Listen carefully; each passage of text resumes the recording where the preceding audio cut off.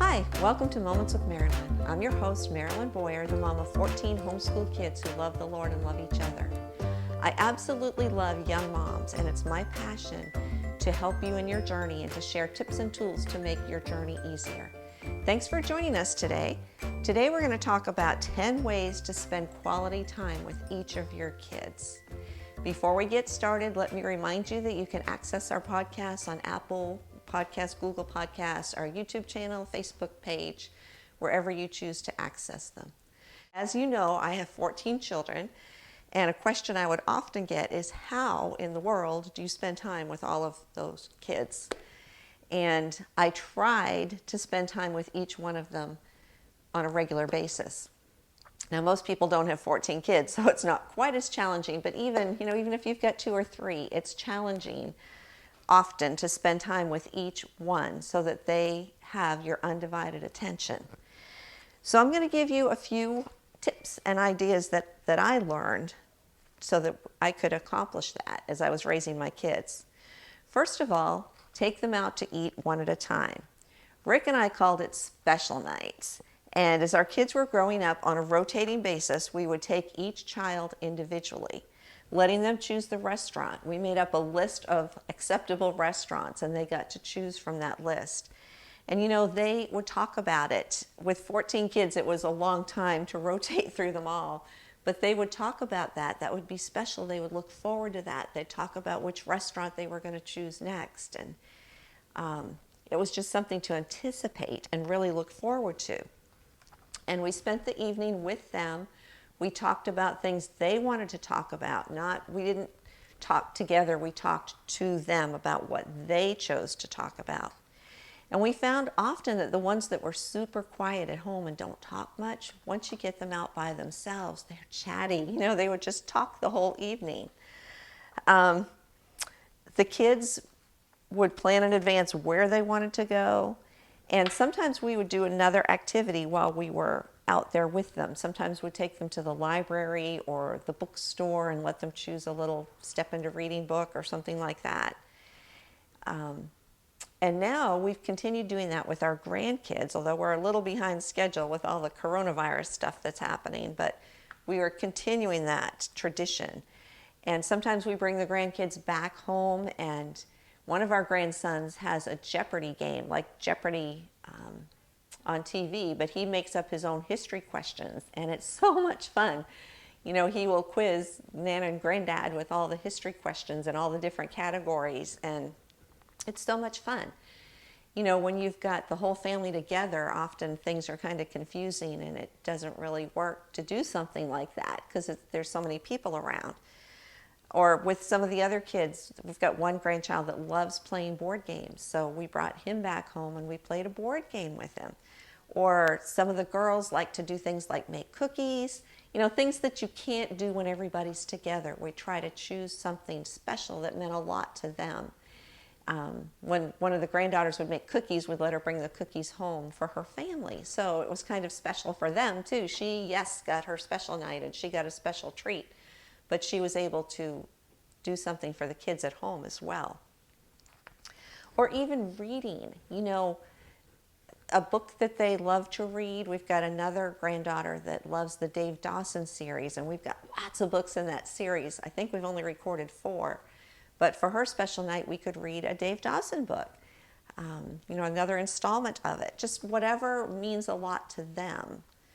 Or watching them play the piano. But be creative. Ask your kids what they like to do.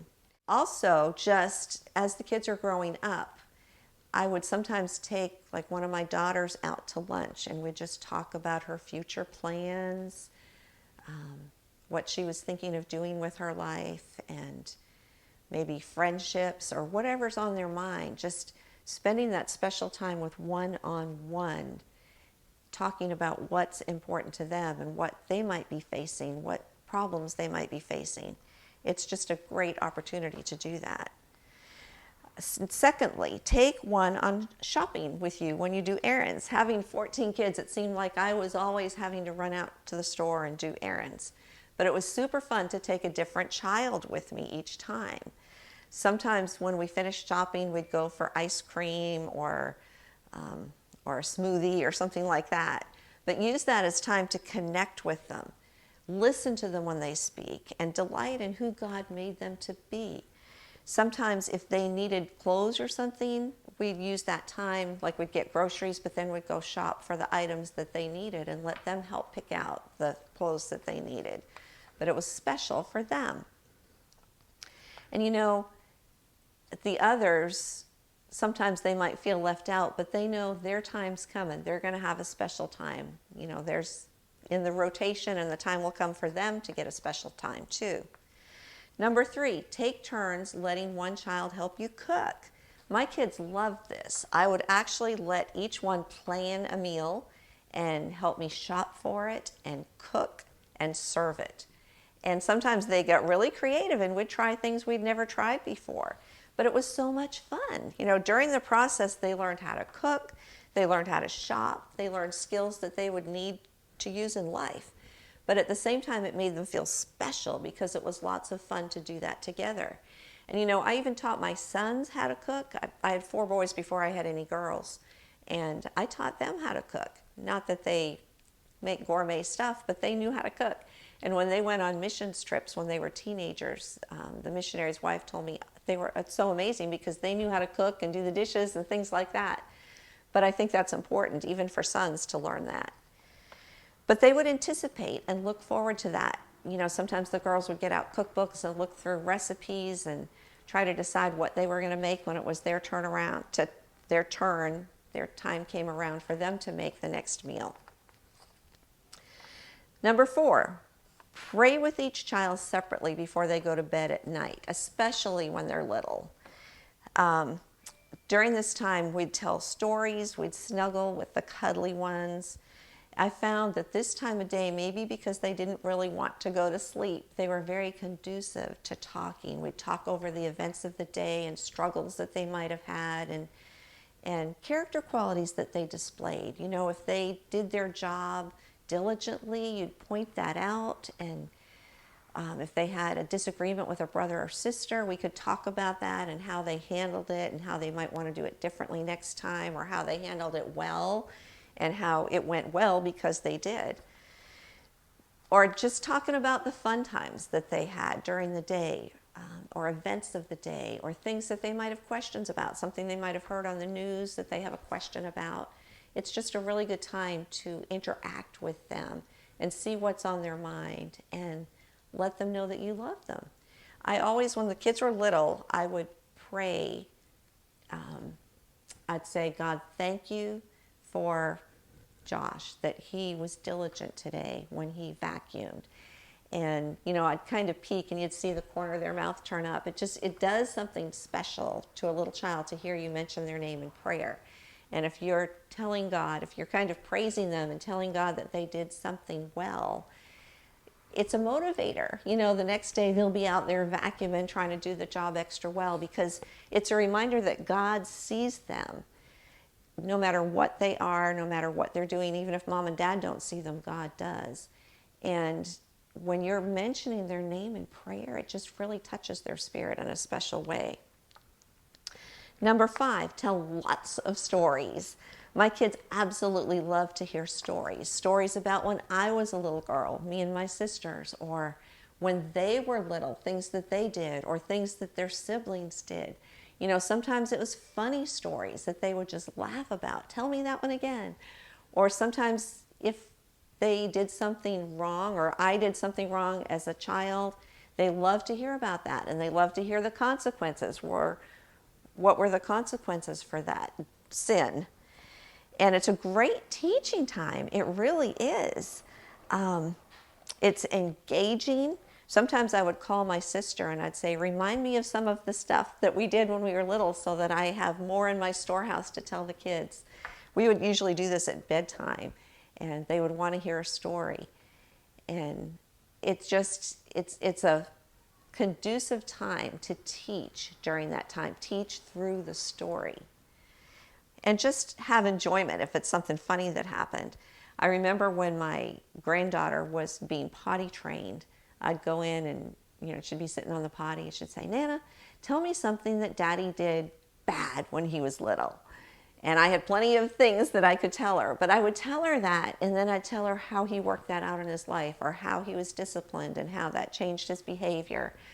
It's just such a good way to engage kids. You know, you can also tell stories through history. And, you know, recently, or years ago actually, Rick and I started finding books that were written in the 1800s, true stories of real people. And Rick started recording that as Uncle Rick, and we sell those recordings for people to use with their kids now. But it's telling the lives of real people in history through the stories of what happened to them. It is such an amazing way to teach. The kids remember stories like they don't remember just plain old facts. It's a wonderful way to teach. And our curriculum, when we write our curriculum from preschool through high school, we include history in our curriculum, and we'll tell stories of people in history that showed forth that character quality in their life by things that happened to them. It's just an amazing way to teach. It's a way that kids will not forget through the use of stories. Number 6, spend time daily in the Word with them. When I had 4 little ones, they were close in age, like 18 months apart, they'd all go down for nap time. So I'd put them all down, but I'd call one out at a time, starting with the youngest first, and I'd spend like 5 minutes reading them a Bible story or going over a scripture verse with them, their little flashcards.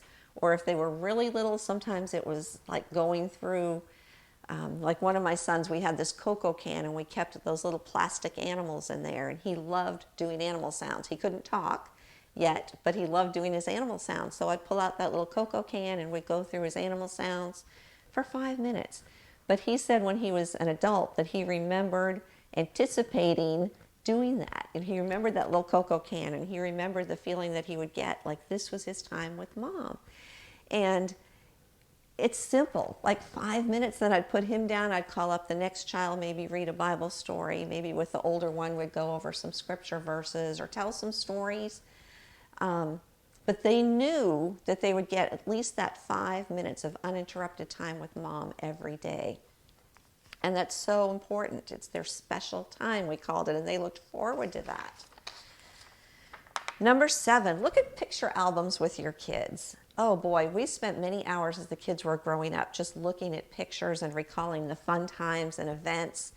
It made everybody feel special. You know, you can compliment them on a character quality that they showed when they were being kind to a brother and sister, or laugh at funny things that happened. I know now we more have digital photos than actual pictures. You know, we don't print that many anymore.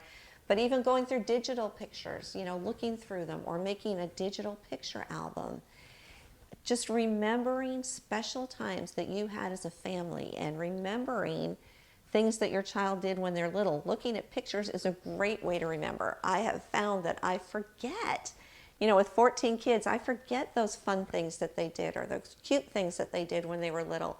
But when you look at pictures, it helps you remember that. Sometimes my husband and I will look through picture albums and he'll remember things that I don't remember. But the kids love that, and the grandkids love to hear things about their parents. They love looking through picture albums. You know, we've kind of made it a habit when we celebrate people's birthdays to bring out picture albums of when they were little. Or if it's Christmas time, I'll put out a picture album of past Christmases that people can just flip through in their spare time and remember what a special time it was. It's something that is special and unique to your family. And, you know, you could just leave them gathering dust on the shelf, or you can bring them out and talk about it and remember those special times. You know, after our son Josh went to heaven, he was 17 when he died of leukemia, and it was in March, and we hadn't done school that whole year because we'd been so busy taking him up to the hospital and all that, but God taught us so many other things during that time. But you know, it was March, and the school year usually ends in May, and I thought, you know, Lord, I don't think I'm going to try to squeeze a whole school year in here. I think we're going to just remember Josh. So we got pictures of him. We made picture albums about him. Even the kids that were too young to write, I would have them draw a picture of something they remembered about Josh and then tell me about it, and I would write the explanation underneath. And you know, it's so special even now. You think that you're going to remember things about that son. It's been 24 years, I think, since he went to heaven. And you think, I could never forget those things, but you do. So if you record it in a picture album, you know, even the younger kids, they can remember those things that Josh used to do with them because they've got that album. So we just gave the next couple months to doing picture albums and remembering and talking about Josh. And I think it really healed them in so many ways. Instead of trying to not think about it, we kind of advanced on it. You know, we talked about it. We've got pictures out. We wrote down things that we remembered. And it was a very healing time. Number 8, serve others together. This is so important that you train your kids to look for needs that others have. Visit a lonely widow or widower. Listen for hints of treats that you might bring them the next time you visit. Ask them questions about their lives. You know, there is treasure in older folks. Sometimes we just see this elderly man sitting there in church and you might say hi when you walk by, but you don't know anything about his life. Engage them. Take your kids to visit them. Find out what they did. I think of a case in point. There was a man in church that was a Korean War vet, and he recently died. And just going to his house and learning, you know, he was on Pork Chop Hill, learning things that he did when he served in the Army, and when he got home, how he married his wife and raised his kids. You know, it was a life well lived. This was a godly man that we could have just kind of ignored in church or said hi to in passing. But if you'll engage yourself and get to know these people, you and your kids will benefit. Plus, you'll be ministering to these people. For them to know that younger people care about them and they're interested in their life means so much to them. Sometimes you can do projects to help them, like raking their leaves or shoveling their walk. My older son, when he was in his 40s, still went to a neighbor where he used to live. He'd moved away, but he used to go during the snowstorms and shovel her walk for her because she was an elderly woman. She couldn't get out and do it. You know, when you work with your kids and serve others, you're encouraging them to pour their lives into others. One of my daughters, and it's special to that child. You know, we're talking about how to do special things with individual children. Well, each one of my kids, we had special people that we would minister to. One of my daughters, we would go to minister to retired missionaries. The husband had diabetes and he lost one of his legs, had a prosthetic leg, so he couldn't get out to church very much. So we would go, it's about an hour away, but we would pack up, we'd go visit him, and you know, I would have her listen for little treats that she could bring him and his wife, and they so looked forward to these visits. And it was a special time that I spent with this daughter. You know, we would talk with each other, the hour out there, the hour back. And it was something that we did together to minister to this couple. And boy, we benefited from them so much. I remember just before he died, I took her out there, and he might not remember what he had for lunch, but he remembered serving the Lord. And he told us about how he served the Lord in Germany through the years. And there was one point when he was pretty close to death and he was hallucinating, but it so impacted both of us that what he was hallucinating about was sharing the gospel. He told us, you know, I had a lady from Japan come to me today and she wanted me to come and share the gospel. And I told her, well, they're keeping me pretty busy here in the hospital, but she insisted that I come and share the gospel with her. And you know, the gospel was something he never forgot. There's a lot of things he did forget, but he never forgot the gospel. He never forgot praying. The last time we saw him, when he was very close to death, he prayed for us. It's just, you know, those are the kinds of people you want to involve your kids with. But it was a special time for me and her because these were her special folks that she ministered to. One of my granddaughters I would take to see another couple, and they delighted to see her coming. She'd make them cookies. One time we brought pizza to them because they couldn't get out to Sam's. They used to go to Sam's every week and get pizza while they were together there. And they couldn't do that anymore. So we picked up pizza from Sam's and brought it and served them lunch. But she was kind of their special friend that would come. And it was special time for me and Anne when we did that. Another one of my daughters, we went to visit a World War II vet who was a flying ace in World War II. And he actually flew his plane under the Eiffel Tower to shoot down a German Messerschmitt. And we said, well, how did you get out without the anti-aircraft guns getting you? And he said, well, they were at an angle. And see, I stayed under them and followed the Seine until I got out of Paris. And you know, years later, there was a man that knocked on his door and said, are you Mr. Overstreet? He said, yes, I am. He said, well, I have come here to shake your hand. My dad was standing under the Eiffel Tower when you flew your plane and shot down that Messerschmitt. I want to thank you for your part in liberating Paris from the Germans. Whoa! You know, he would get out his medals. He had Purple Hearts. He had a flight jacket. He had a silk map, and he explained to us that they gave them silk maps because they didn't crinkle like paper does. We went to visit him many times, and this was my one daughter's special, one of her special vets that we visited. We visited many, but it was special between me and her, the time that we spent going out to visit him. He was also about an hour away. He'd let her try on his flight jacket. Every time we went there, he told us a different story. And boy, the experiences he had, that was only one, but there are so many. It was just fascinating, but it was also a special time that we spent. We visited her special people together. And wow, you know, it's a way to minister together. I can't recommend that highly enough. Find somebody that you can minister to with one of your kids, each one of your kids at a time. Number 9, plan fun times. My kids and I would brainstorm things that we wanted to do to open up our home and serve others. We still have annual Christmas bonfire parties and Independence Day cookouts where we try to share the true birth of our country and the sacrifices the signers made on our behalf. Sometimes we just wanted to invite a bunch of elderly people to our home and serve them. You know, it's fun to brainstorm with some of your kids or one of your children and plan how to make something special for other people, and then work together to produce the food to make that time special for them.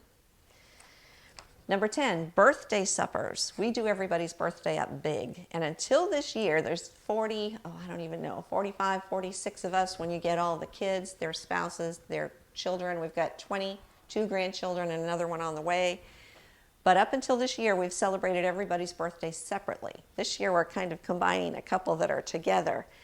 But we would let the birthday person choose the dinner that they wanted, and we'd hang up pictures. We've got this rack that one of my daughters made, and we'll hang pictures up on little clothespins of that birthday person. Sometimes we'll go around the dinner table and we'll ask for everyone to share something that they appreciate about that birthday person, to just kind of make it special for them. Also, some of my girls, I only have 2 girls living at home now. The others have left home. But when there were more here, some of the girls would get up and prepare a birthday breakfast for one of their sisters or brothers. And that was special. And sometimes that still happens. Sometimes they'll come and bring a birthday breakfast over for the birthday person. There's so many things you can do to experience special time. You know, if I were to help one of my daughters make a birthday breakfast for one of her sisters, that's time we're spending together, doing something to minister to her sister. Okay, a couple other things. A trip to see autumn leaves. One of my daughters just absolutely loves pretty scenery. She loves taking pictures of it. And when she was around 15 or so, we hopped in the car and we drove up to the mountains and we'd stop. Oh, Mom, there's a beautiful tree. There's a beautiful pasture. So we stopped and took pictures. And it's still fun for us to think back on that special trip that we made that day.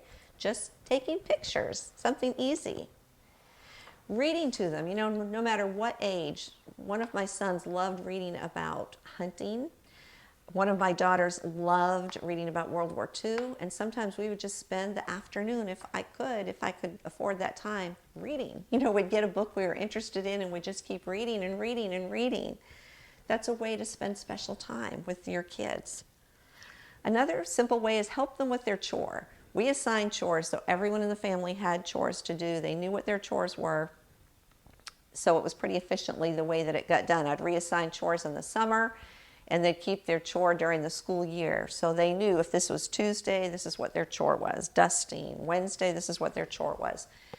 And I would train them in the summer how to do the chore properly so that they knew what you expected and how to do it well, what tools to use, so that it went kind of without flaw during the school year. They knew what their chore was. They knew what days they did what chores. We had a chart that we hung up.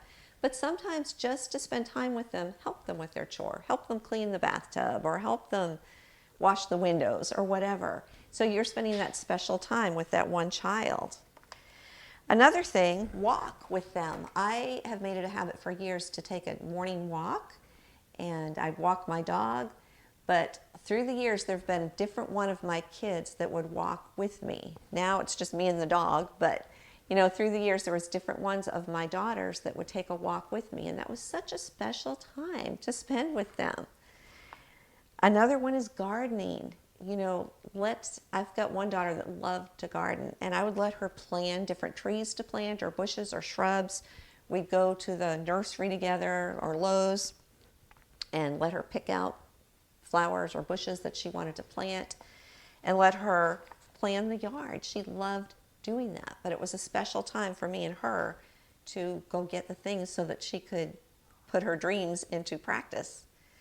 Number 17, let them try things. I had one son that wanted to do a garden pond, and then he wanted to get ducks to swim on the garden pond, and he wanted to plant certain flowers that attracted bugs for the ducks to eat.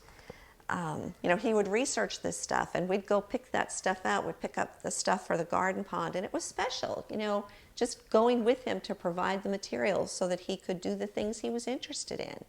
One daughter was building a tree house, and she had certain things that she wanted, like a pulley up into the tree house, certain things that she wanted in the tree house, a ship's wheel, a window, a certain window, and we went and had glass put in that. Just, when they're fulfilling their dreams, things that they want to try and do, when you go and help them get the pieces of material that they need to do that, you're spending time with them.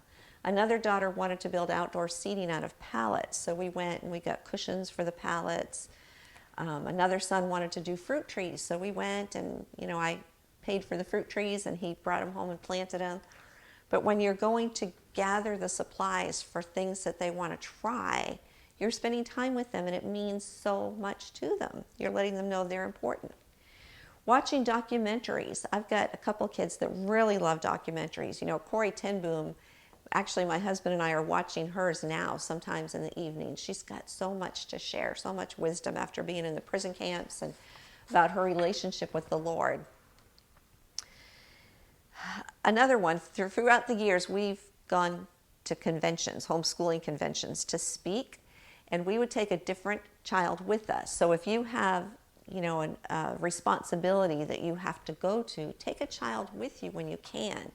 During that time, we would spend an extra day, and we took one of our daughters to see the Grand Canyon, Pikes Peak, Niagara Falls, whatever area of the country we were in, we'd try to take an extra day and do something special with her and take pictures, and those are great memories. I wouldn't trade that for anything. Brainstorm shopping, home decorating, go to Hobby Lobby or Michael's or something to look for ideas for things that you can make around the home.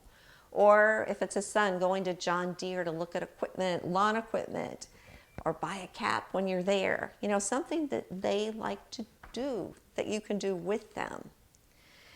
So the idea is, as you go through life, take one along with you. Do life together, but also do their life with them. Involve yourself in what they're interested in, not just taking them to do what you're interested in, but putting yourself on the back burner and going with them and helping them to be successful in the things that they're interested in. I tell you what, you will build such family memories through this. And you know what? I'm sure that you guys have a lot of ideas too, and I would love to hear your ideas. Please share them with me. This week, for a handout on your show notes, I'm going to give you a paper, 10 ways to spend quality time with each of your kids. And it's some of the ideas that I shared today. And as I say, I would love to hear your ideas too. There's so many ideas. We can be creative together. Ask your kids. They're more creative than we are. So anyway, thanks for spending time with me today. And remember, any time that you spend teaching your kids God's Word is never wasted. Please check out our website, characterconcepts.com. We also have a blog, characterconceptsblog.com. We have helps for you to teach your kids character from preschool through high school, things for family devotions, and things just for the kids to do and read. Thanks for joining us today. We'll see you next week. Bye-bye.